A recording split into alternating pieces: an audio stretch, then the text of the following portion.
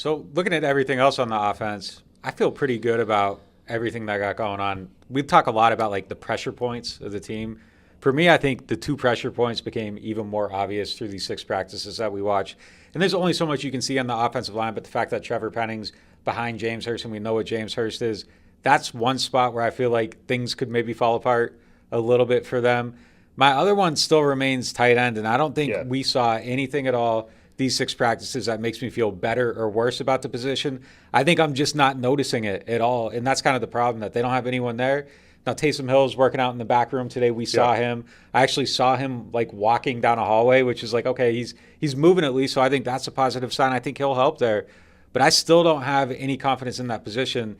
And I feel like if they could just get Adam Troutman to like a 6.5 out of 10 player consistently every single week, that's all they really need from it. But I don't know that we saw anything yet. I don't. I'm sort of.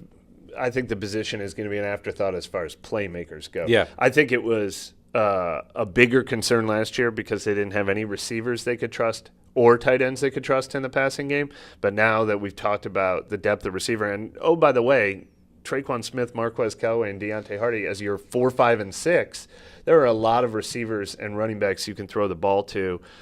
So I don't think any of those guys needs to even be a 50-catch guy. And I absolutely have trust in Troutman's blocking ability. I have trust in Nick Vanette's blocking ability. Yeah. So they've got professionals at tight end. That's just not where their plays are going to come from, I don't think. They probably won't use a lot of two tight end sets. But to get better at that position, it would have had to have been a significant – like if they hadn't gone for Jarvis Landry, but they had instead signed – I don't even remember who was out there. I feel like everybody got franchised. There were some big names at tight end available at one point, but they didn't just need a body there.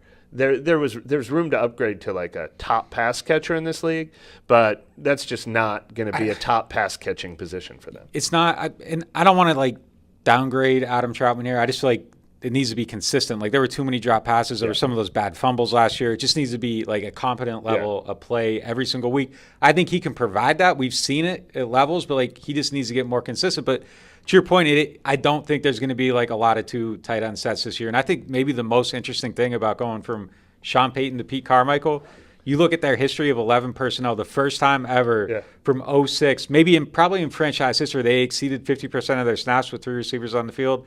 2012 when Pete was there. And that number held for like a really long time until Willie Snead, Mike Thomas, and Brandon Cooks were on the same team. So that might just be his forte, period, is that he likes to go receiver heavy. I could be making this up, and so I probably shouldn't even bring it up, but I swear there was one time where, everybody's always thought Sean Payton is crazy mad scientist guy, but I think even Sean Payton said one time more that, like, Pete's the one who wants to throw it all the time, and Payton's the one who has to rein Pete in. I could be making that, but I do think, everybody always just assumes that Sean they threw it a million times the year that Pete was calling plays. Of course, they had the worst defense in NFL history. True. But just the way they went about designing their offense, I think if that's Pete's, and we don't know enough about Pete really like running the show to know what he likes to do, what he doesn't like to do. And I think he probably has a lot of the same DNA as Sean, but that might be kind of the one way he likes to have receivers on the field maybe, and it makes sense. And it will make sense around this quarterback. Yeah. I was talking to Pete a week ago, and I say, like when people ask me, is it going to be the same Saints offense? I said, there's not even really such thing as a same Saints offense. I mean, there was for a while, but we've got the 5,500-yard passing Drew Brees years. Right.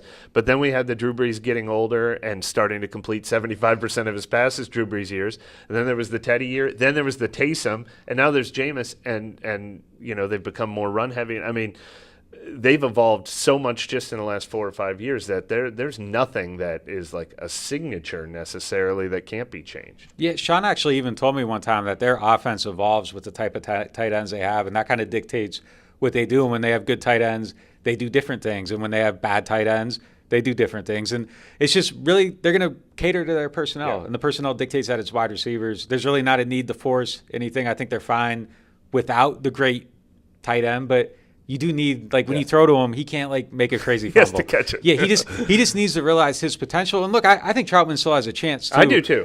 Like, him and Ruiz, and I don't want to make excuses for him because it is show and prove time, and they got to do all it. They can do is go up, though, and they were thought of highly for a reason. I don't think either of those guys, and certainly not Peyton Turner, I don't think any of those guys has gone bust yet. No. I don't think you give up on any of those guys, but you also can't count on any of them and say, well, this is obviously going to break out year for both of them. But there is only one direction they can both go. And what people don't realize is these practices, OTAs, and minicamp, they start over at the fundamentals every year. This is how you do a pass set. This is how you block. This is how you do this.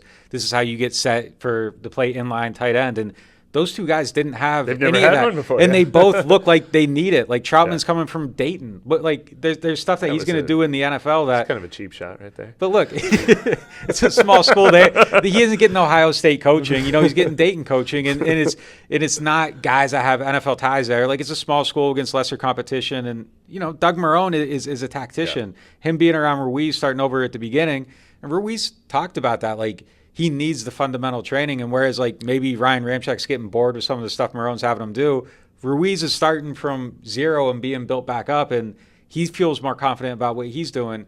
And again, they got to show improve. Like, well, since you mentioned the offensive line, when you were talking about pressure points, that's the number one for me. I don't think the offensive line is going to be a weakness at all.